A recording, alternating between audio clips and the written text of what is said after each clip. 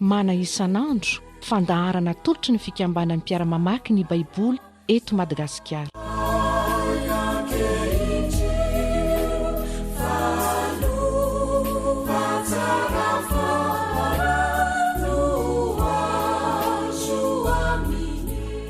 Fahaly miona amintsika rehetra indray amin'ny anaran'ny tompo riavana eto amin'ny fotoanany mana isanandro ary dia ny tompo anie no hampahery antsika mandrakariva amin'ny alalan'ny teniny. Isaia 7:30 andininy voalohany ka hatramin'ny andininy 9 no vakiantsika anio zay amaranantsika ny tantarany Ezekia mpanjakan'ny Joda. Isaia 7:30 andininy voalohany ka hatramin'ny andininy 9 vakiantsika amin'ny anaran'ny tompo zany. Nefa alohan'izany dia mbola hangataka ny tompo indray isika mba hanolotsaina antsika ny amin'izay tokony fampianarana o raisitsika avy amin'izany teniny izany. Amin'ny fanetren'ny tenina mandrakariva raha io no anatonanay ny seza fiandriana ny fahasoavanao mba hisaotra anao, hideranao, ankalazanao tokony hataonay isanandro izany. Satria mendrika hataonay izany, mendrika ho isaorana ianao, mendrika hankalazaina ianao noho ny famondramponao aminay, misaotra anao manokana noho ny teninao izay sady fanilony tongotray ny fanazavana ny lalanay. Misaotra raha io, handinika izany indray ary zay kehitriny mangataka aminao zahay. Sokafo ny sainay ry tompo ao, aizanay mandray ny afatra azonay raisina avy amin'izany teninao zany indray. Amin'ny anaran'i Jesosy tomponay no ivavahanay.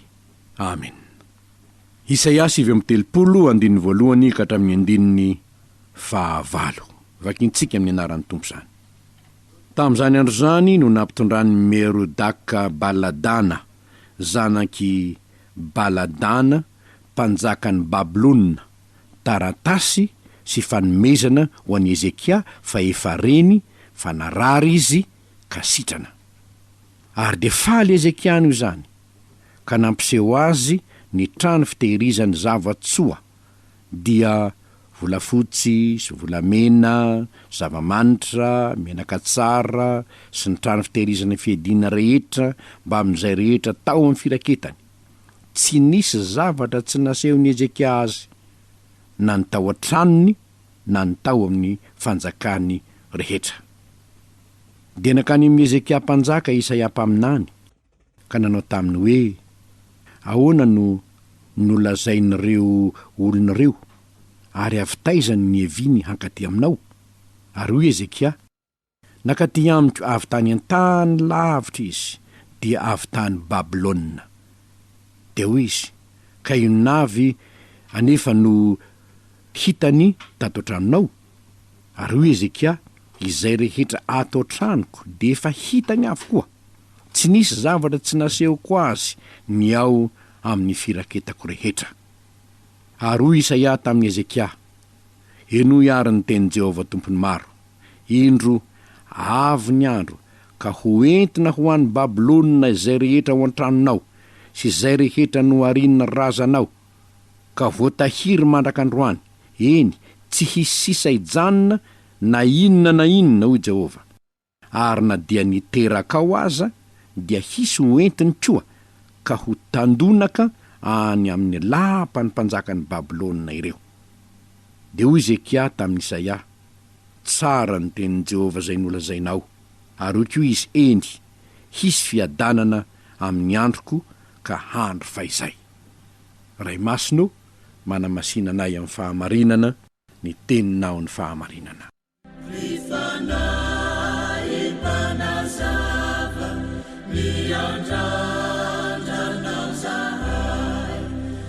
Zai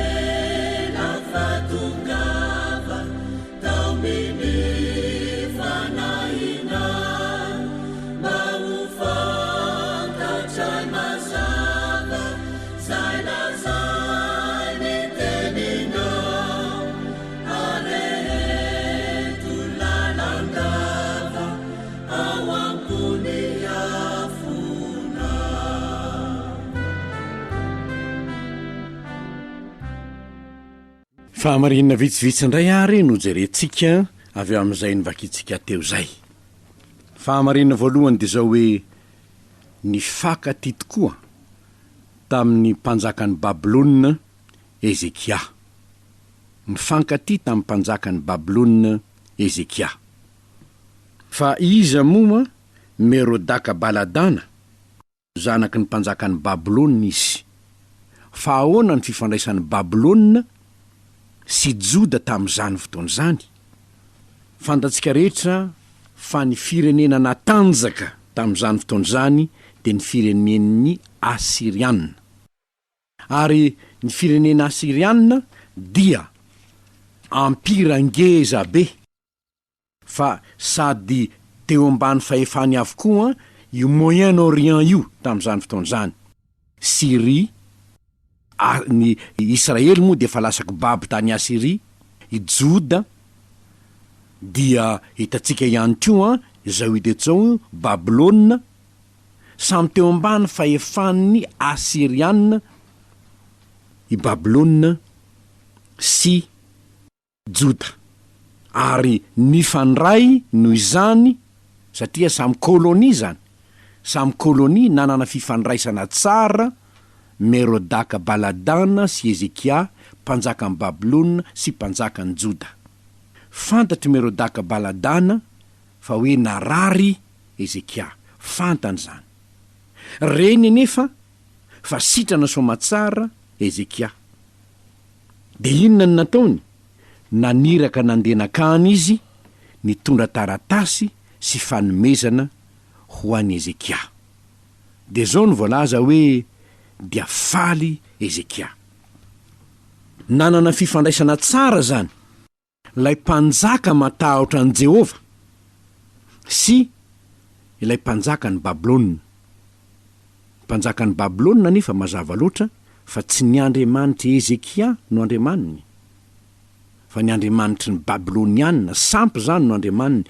Tsy nisakana azy tsy hanana fifandraisana tsara tamin'ny Ezekia anefa zany. Samy teo ambany fahefan'ny Asiria manko izy roa ireo. Ny zavatra hitatsika zany dia zao: nanana fifandraisana tsara tamin'ny mpanjakan'ny Babilôna Ezekia, saingy zao tsy nanompo ny Andriamanitry ny Babilôniana izy, fa ny Andriamanitra Israely ihany no notompony.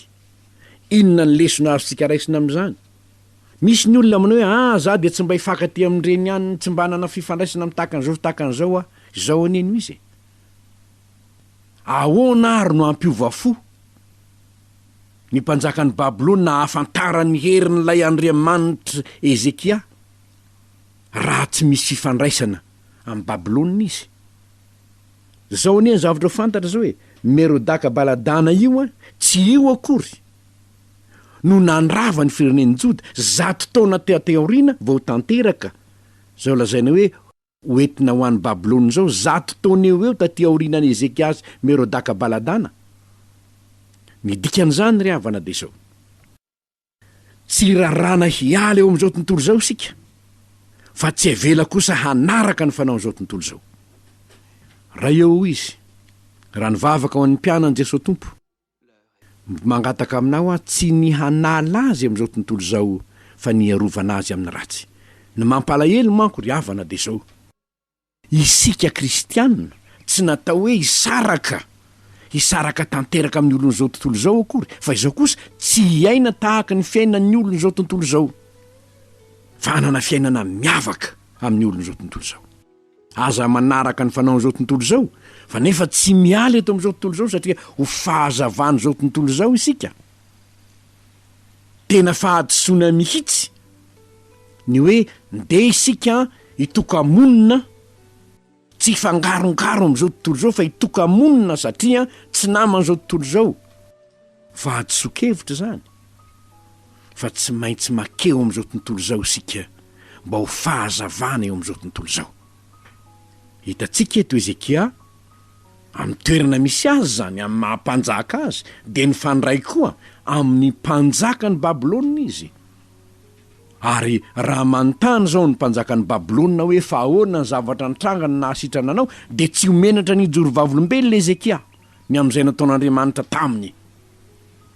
Am'izay fari-piainana misy anao ary mpivarotra ianao, mpampianatra ianao, mpitondra fanjakana ianao, filoham-pirenena ianao, tokony tsy hatahotra hifandray amin'ny rehetra isika, fa hijoro kosa am'izay Andriamanitra arahintsika, mba ho vavolombelon'ny Kristy amin'ny fari-piainana misy atsika isika. Fa izany no nolazain'ny Tompo, tsy ny hanala azy eo am'izao tontolo zao, fa ny hiaro azy amin'ny ratsy raha eo anao angatahako aminao. Tsy hanaraka ny fanaon'izao tontolo zao anefa, fa ho tarafiny zao tontolo zao kosa ny fiainantsika, ho modely alay tahaka, ho vavolombeloko ianareo ho Jesosy. Ka raha ohatra hoe zavy de tsy fandray mihitsy amin'ny mpanompo sampy, mifandray tokoa aho na iza, saingy zao ny anaraka ny Andriamanitra ivavahany tsy ataoko. Satria ahoana moa no ahazahoantsika mitaona ny olona anatona ny ray raha tsy isika mijoro vavolombelona eo anivo ny fiarahamonina misy atsika? Ary zany anie no antony nananganany tompo fiangonana manerana ny tany e. Atao inona ho vavolombeloko ianareo Jesosy? Ny fandray tsara tamin'ny mpanjakan'ny Babilôna Ezekia, fa tsy nanaraka ny Andriamanitra Babilôna izy. Nandray tsara ny hiraka avy any Babilôna izy, nitondra fanomezana ho azy reo, faly nahita ny fahasitanany, tsy nolaviny zany, satria mariky ny fiaraha-mifaly zany. Raha zavatra avy any amin'ny sampy, tsy ekeko zany, tsy ho ekeko. Raha enana terina tany amin'ny sampy no entina ny amiko, tsy ekeko zany satria laviny Tenin'Andriamanitra. Fa ny fanehoam-pitiavana kosa, raha vokatry ny fifaliany, inona moa no andavantsika izany? Ny zavatra lehibe ary de zao ry havana, ny fahaizantsika mifankatia amin'ny olona, fa tsy manaraka ny fanaony zao tontolo zao. Tsarovy ny toetrany Ezekia.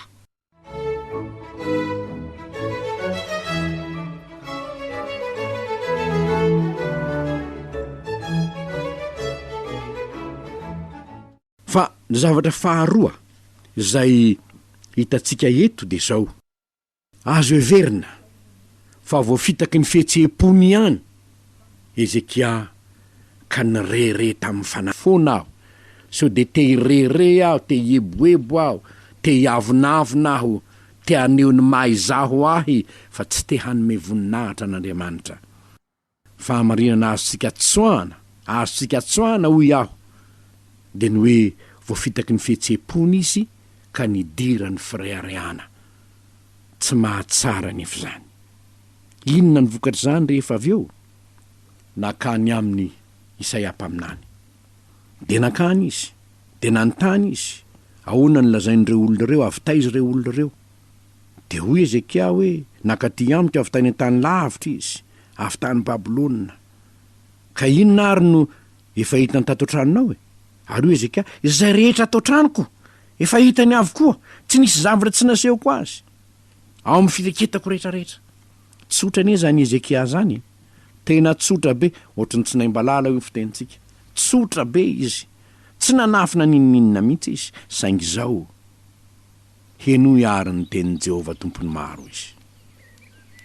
Nindro avy ny andro, hoentina ho an'ny Babilôna zay rehetra ho antranonao. Izay rehetra ho antranonao hoentina ho an'ny Babilôna.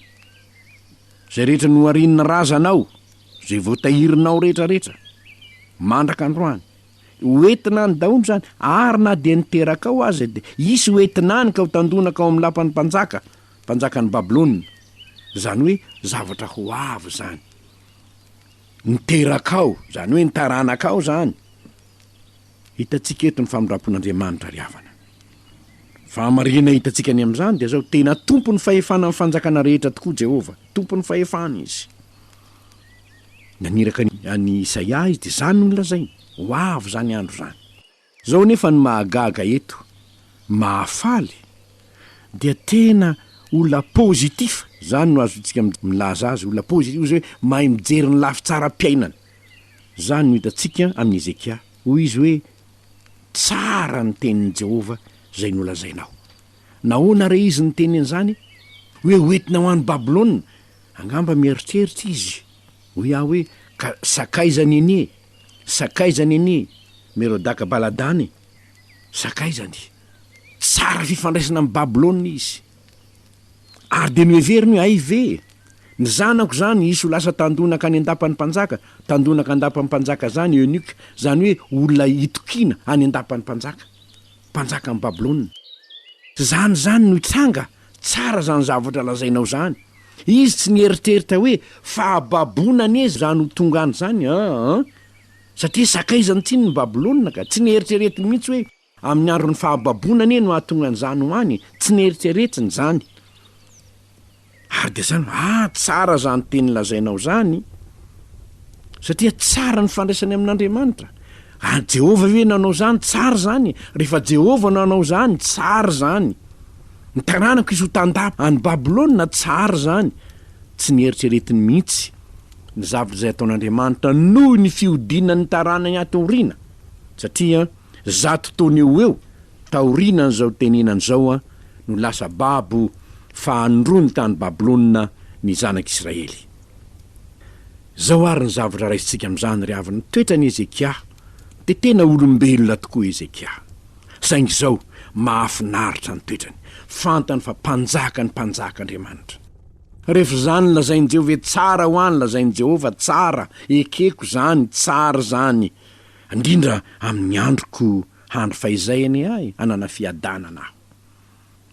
Ny toetra tsara tokony alay tahaka ao amin'ny Ezekia ry havana hitantsika eto de zao ny fanekeny ny mahampanjaka an'Andriamanitra aloha. Rehefa zany lazain'i Jehova, tsara zany. Ny ekeny ko hoe ny zavatra rehetra de miara-miasa hahasoa zay tia an'Andriamanitra. Rehefa zany, zaho fantany fa tian'Andriamanitra. Zany narary no ny sitraniny, fantatro zany. Hitako ny fitiavany ahy. Raha izany no nataony hoentiny ho tandapany Babilôna ny taranako, tsara ane zany e. Zaho andro fa izay tsara ane zany e. Ny fananana hoentinany tsy mampaninina rehefa zany ny sitrapon'Andriamanitra. Saingy zao ny zavatra tsy fantany, tsy nieritreretiny mihitsy dia ho famaizana ny joda no atongavany any, fa tsy nieritreritra an'izany izy. Satria tsy nolazaina taminy hoe hanotany eny aorinanao ao e. Tsy nambara taminy zany. Toetsaina mahafinaritra nanana Ezekia ny fanekeny fa tompo ny fanjakana rehetra Andriamanitra ary ny ekeny ny sitrapon'Andriamanitra. Zavatra tokony hananantsika ary havany tahaka zany toetra zany koa.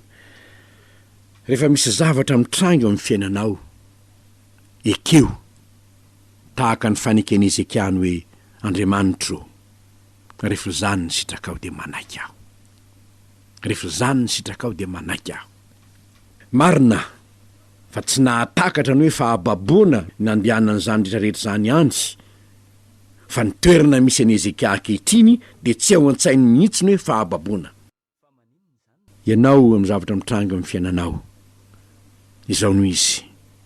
Raha misy zavatra miatra amin'ny fiainanao de tsarova fa marina ny tenin'ny Tompo. Ny zavatra rehetra de miara-miasa hahasoa zay tian'Andriamanitra, ka manana toetsaina pozitif. Mifaly eo anatrehan'Andriamanitra hoe ekeko raha eo rehefa zany e. Rehefa zany ny sitrakao manaiky aho. Ary ny mpanompon'Andriamanitra maro indrindra amintsika malagasy dia zao ny filazany an'io Romanina 12:20 io. Ny telo ny fiainam-pandresena. Telo ny fiainam-pandresena. Voalohany, mifalia amin'ny fanantenana. Faharoa, miareta amin'ny fahoriana. Ny fahatelo, mahareta amin'ny fivavahana. Fa rehefa ireo telo ny fiainam-pandresena ireo no iainanao, de ho hitanao ny fiadanana eo amin'ny fiainam-panahinao. Fanantenana miorina amin'inona nefa?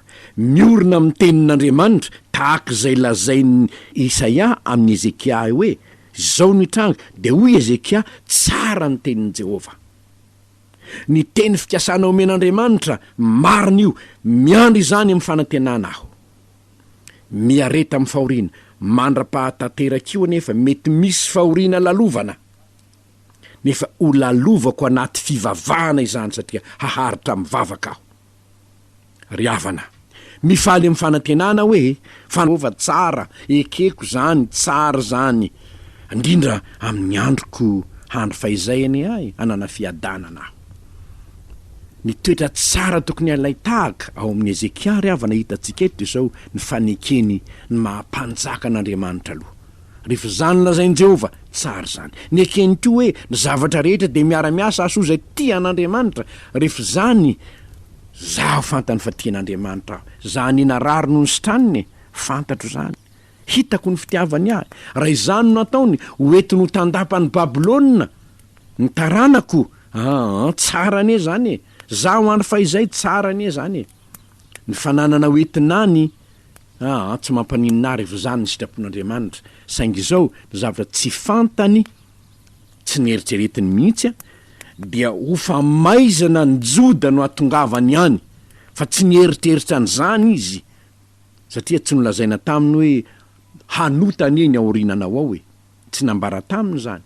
Toetsaina mahafinaritra nanana Ezekia ny fanekeny fa tompony fanjakana rehetra Andriamanitra ary ny ekeny ny sitrapon'Andriamanitra. Zavatra tokony ananantsika ary avany tahaka zany toetra zany koa. Rehefa misy zavatra mitrango amin'ny fiainanao, ekeo tahaka ny fanekeny Ezekia ny hoe Andriamanitra, rehefa zany ny sitraka aho dia manaiky aho. Rehefa zany ny sitraka aho dia manaiky aho. Marina fa tsy nahatakatra ny hoe fahababoana nandehanany zany rehetrarehetra zany antsy, fa ny toerana misy an'i Ezekia ankehitriny dia tsy ao an-tsainy mihitsy ny hoe fahababoana. Ianao amin'ny zavatra mitrango amin'ny fiainanao, izao no izy. Raha misy zavatra miatra amin'ny fiainanao dia tsarova fa marina ny tenin'ny Tompo. Ny zavatra rehetra dia miara-miasa aso izay tian'Andriamanitra ka manana toetsaina pozitif.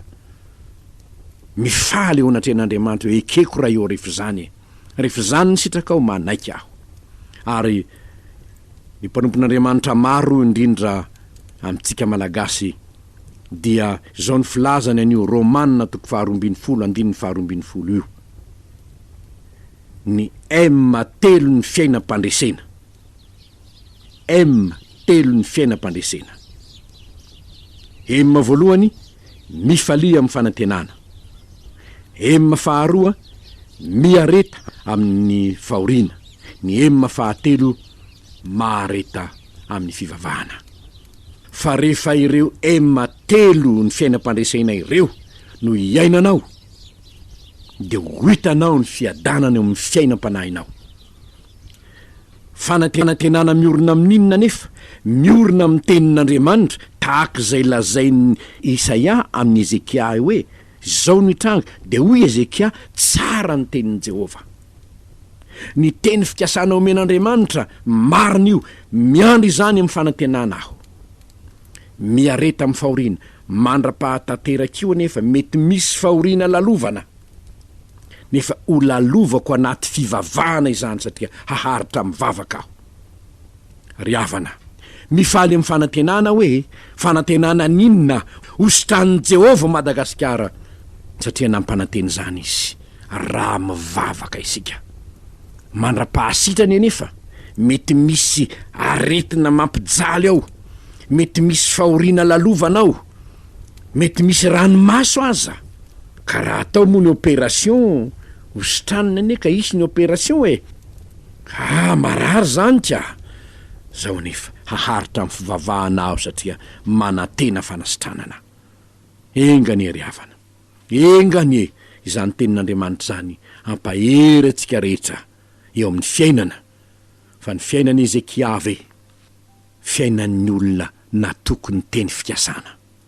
Fiainan'ny olona milaza hoe tsara ny tenin'Andriamanitra hanam-piadanana aho.